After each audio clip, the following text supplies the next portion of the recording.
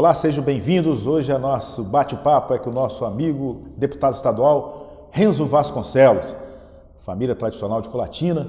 Renzo é filho de Pergentino Vasconcelos Júnior, reitor da Unesc e neto do fundador da Unesc, o Pergentino Vasconcelos, que todo mundo referencia como Pergentino Vasconcelos pai. Renzo, naturalmente, é natural de Colatina, Princesa do Norte, é graduado em Direito, é empresário, pai, casado e hoje está na Assembleia Legislativa representando o Noroeste Capixaba. Seja muito bem-vindo, Renzo, ao nosso Política ES. É uma honra estar aqui podendo dialogar os projetos de desenvolvimento e um pouco que nós já fizemos pelo Espírito Santo, pela região norte, mas também pela região sul. Graças a Deus, o Espírito Santo me confiou quase 43 mil votos em 70 dos 78 municípios. Então, hoje eu digo que eu sou deputado de todos, embora muitas pessoas não me conheçam ou não tenham votado em mim, mas eu sou de Colatina, fui vereador lá em 2012, sou casado, ainda não sou pai, mas tenho sobrinhos lindos que eu cuido, cultivo muito a família, porque é o esteio de todo político, de todo homem social, e nós vivemos em sociedade. Graças a Deus, hoje, com o mandato de deputado, a gente pode ajudar muitas pessoas. Perfeitamente. Nosso programa aqui é para esclarecer as novas tendências, as suas pautas como deputado, e nos orgulha a sua presença. Deputado Renzo, eu faço uma pequena análise. Colatina é uma âncora, uma cidade âncora. Ela, no noroeste ali, tem pequenos e médios municípios, como Baixo Guandu, aí tem Marilândia, Santa Teresa, tem São Roque, e ela passa a ser um polo ali, seja comercial, industrial, até mesmo científico, por conta da Unesc, né? E ela já teve grandes representantes, como é o caso do senador Dalla, né? Que chegou a ser presidente do Senado. O Moacir Dalla foi presidente do Senado, de expressão nacional. Vê-se aí que a cidade tem potencial, né, para colocar nomes no cenário político capixaba e nacional. Nós temos, claro, as raízes do deputado da Vitória em Colatina, mas como vê o Renzo Vasconcelos nesse primeiro mandato de deputado, depois de ser vereador, o seu patamar busca uma eleição maior, pensa no cenário nacional, mesmo fazendo já um grande trabalho na Assembleia? De uma certa forma, em Colatina nós somos privilegiados. Elegemos 2 federais, Paulo Folleto, que hoje está na SEAG, secretário de Agricultura, deputado Josias da Vitória, que é líder da bancada, e um deputado estadual, que aqui vos fala, Renzo. E os anseios são de ver o Espírito Santo melhor. Nós estamos passando por uma crise, uma pandemia, que ninguém esperava que há 2 anos atrás seríamos obrigados a andar de máscara, usar álcool em gel. O mandato está sendo extremamente desafiador, estou focando nisso, em fazer um bom mandato na Assembleia Legislativa, mas eu não poderia dizer que nós temos sonhos. E assim, o senador Moacir Dalla é uma referência não só para o Noroeste, para a Colatina, mas como todo o Brasil. O Espírito Santo foi presidente do Senado e a gente almeja crescer, quem sabe nas próximas eleições dar um passo a mais, chegar à Câmara. Bom, vai depender de vocês que assistem. Não adianta a gente fazer programação nossa e não combinar com o eleitor. Então, estou fazendo um bom mandato, vou fazer um bom mandato como deputado estadual e lá na frente o cidadão escolhe o caminho que a gente pode traçar. Então você vê a possibilidade, de repente, de ser candidato ou pré-candidato a uma cadeira a deputado federal, porém, vai depender da sua atuação, do seu feedback do seu eleitor. Logicamente, eu sempre falo que o cidadão que está lá fora, que não vive política 24 horas igual a gente vive, embora eu não viva da política, eu faço política com amor, eu amo o que eu faço, sou produtor rural, sou diretor de patrimônio lá da Unesc. Então, a gente traz do lado empreendedor essa visão para o setor público, para as coisas andarem mais célere, mais justa e abrangindo a todos no ente público. Eu acho que se a gente fizer isso de uma certa forma, é inevitável a gente galgar espaços maiores nas próximas eleições. Perfeitamente. Né? De certa maneira, o deputado nos dá indícios. Deputado, eu queria falar sobre emendas parlamentares. O senhor tem proposto e colocado bastante emendas parlamentares para todas as cidades aí do interior do Espírito Santo, focado na área da saúde e na questão rural, que você mesmo falou que é um produtor. A pergunta que lhe faço é o seguinte: a emenda dos deputados estaduais não são propositivas, assim como são dos federais. Você não vê já a necessidade do deputado estadual emendar de maneira propositiva, de participar definitivamente do orçamento estadual e não apenas emendar e pleitear junto ao Estado que essa emenda seja cumprida? A gente indiretamente já faz isso, tanto no PPA, que é o Plano Plurianual, como a LDO, como a LOA, que é a Lei de Diretrizes Orçamentárias. De uma certa forma, nós não temos o poder de bloquear, mas nós temos a capacidade política de construir e direcionar, como nós já fizemos. Eu mesmo consegui botar para assistência básica de saúde, eu atuo muito forte na área da saúde, acho que tudo pode esperar na vida. Saúde, se a gente infartar e não tiver um hospital de qualidade próximo, a gente perde o nosso maior bem, que é a nossa vida, não é o carro, não é a casa. Então eu sou muito entusiasta, então consegui, de uma certa forma, construir com relações 4 milhões no plano plurianual para ser entregue à saúde básica. Dessa forma, as emendas, embora não sejam impositivas, acabam crescendo e acabam ajudando o Estado de qualquer forma. Mas a gente tinha que discutir, na minha humilde opinião, não sou governador, não quero a caneta, não entendo errado, de repente um repasse melhor, porque nós representamos diretamente, nós estamos mais próximos, junto com os vereadores das comunidades. E quando a gente pode indicar alguma coisa, construir através de emenda parlamentar, quem ganha é você que vê a gente agora, é você que mora na rua tal, no número tal, é você que tem os anseios. Às vezes, o saneamento, como o nome já diz, que é básico, porque quem mora na cidade, se você falar em pavimentação rural, o cara fala bem assim, não tem problema, eu quero outra coisa. Mas quem mora no interior, que às vezes está no dia chuvoso, não consegue tirar o seu ente querido, seu filho da sua residência com a sua moto para levar num hospital, esse cara dá um valor diferente.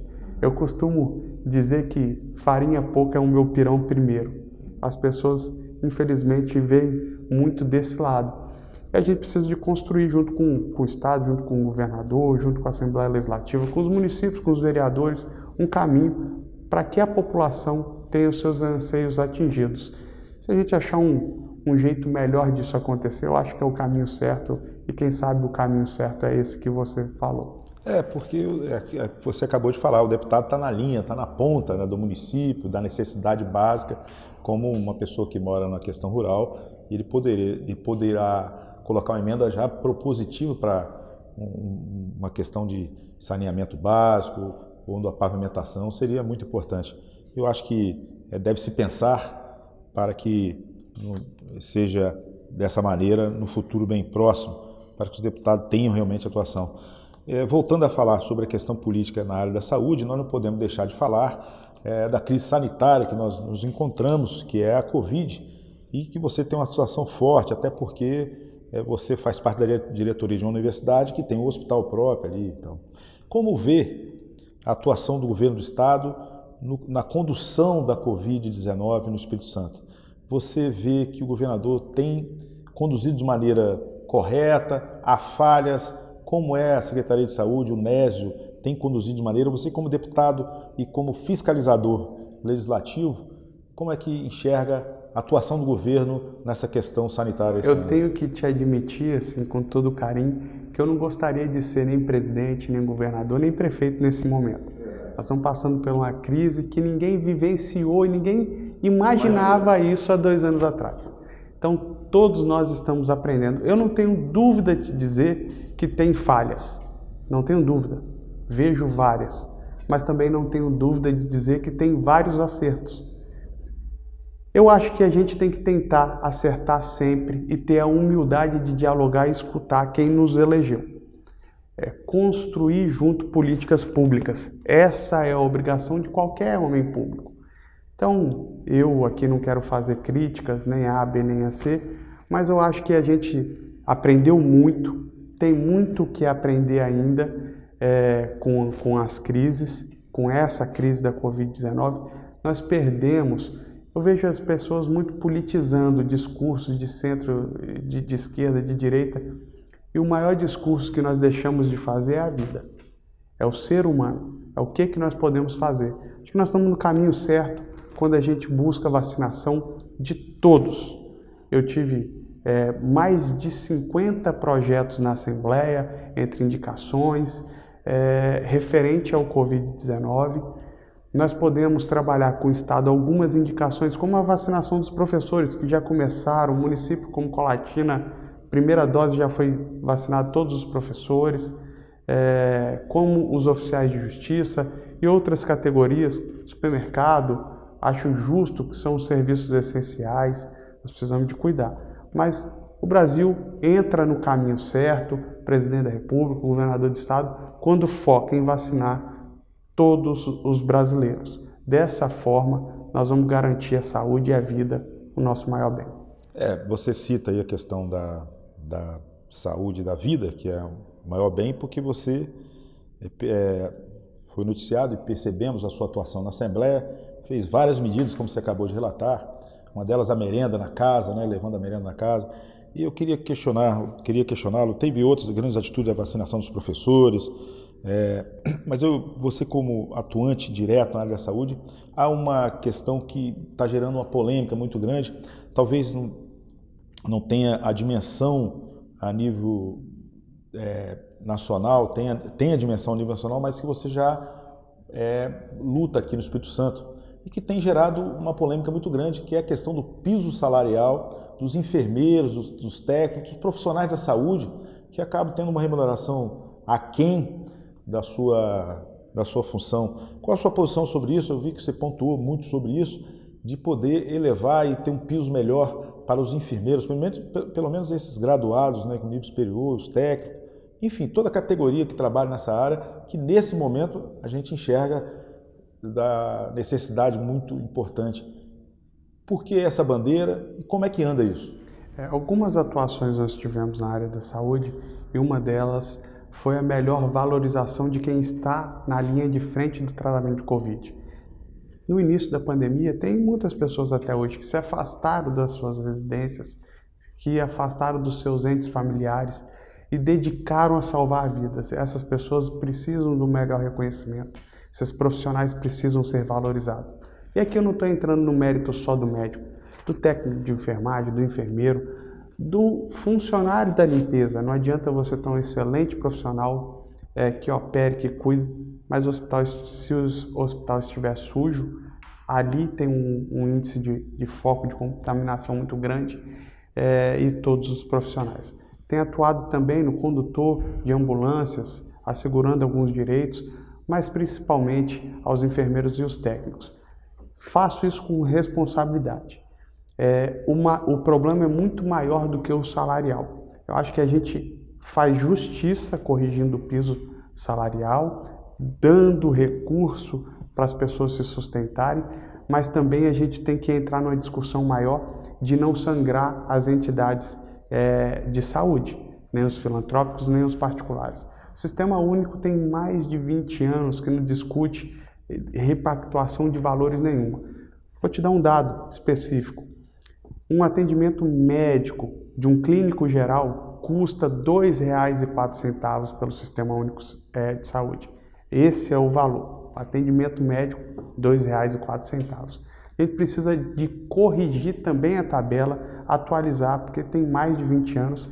Se a gente fizer só as correções ao funcionário e não corrigir os repasses, nós corremos o risco da remediação ser menor do que o impacto da contraindicação. Nós corremos o risco de fechar e inviabilizar alguns hospitais. Isso é pior, mas sem dúvida nenhuma, reconheço, estou lutando. Aliás, Lutando não, estou trabalhando para corrigir e fazer justiça com os nossos profissionais da saúde. Perfeitamente. Você acaba de falar, deputado, numa questão que está muito em voga. Nós temos hospitais sem ser filantrópicos, temos filantrópicos, mas temos privados, né? E esses hospitais privados acabam que precisam de recursos para poder gerir uma empresa. E a intervenção estadual, mesmo que seja nessa questão de vida, que é prioritária, mas como é que você vê o Estado? Você acha que o Estado brasileiro ele deve diminuir? O Estado ele encontra-se realmente, como uns dizem popularmente, inchado? Como é que você vê a questão do Estado? E você vê uma evolução para ver que o Estado terá uma evolução de melhorias?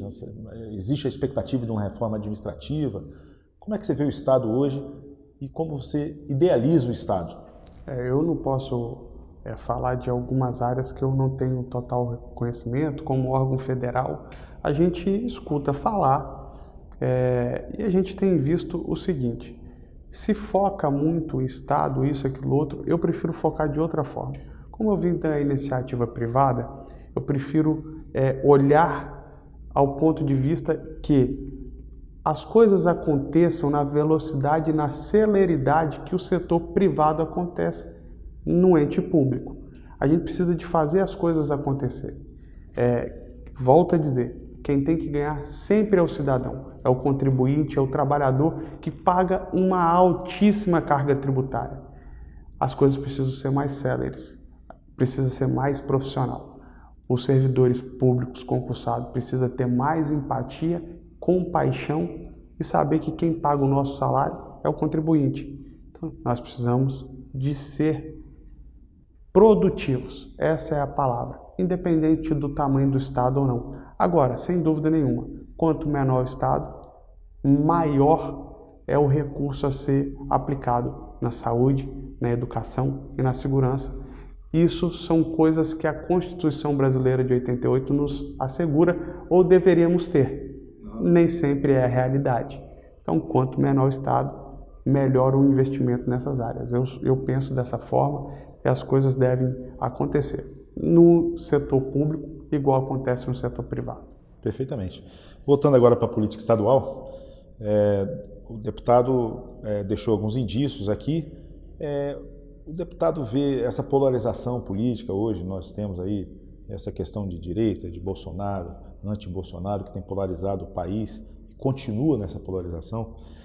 O deputado definiu a linha partidária, o deputado já tem o partido definido para as próximas eleições? Eu sou progressista, estou no Progressista, é um partido de centro-direita, sempre trabalhou pelo desenvolvimento, pelo progresso econômico, financeiro, social das pessoas.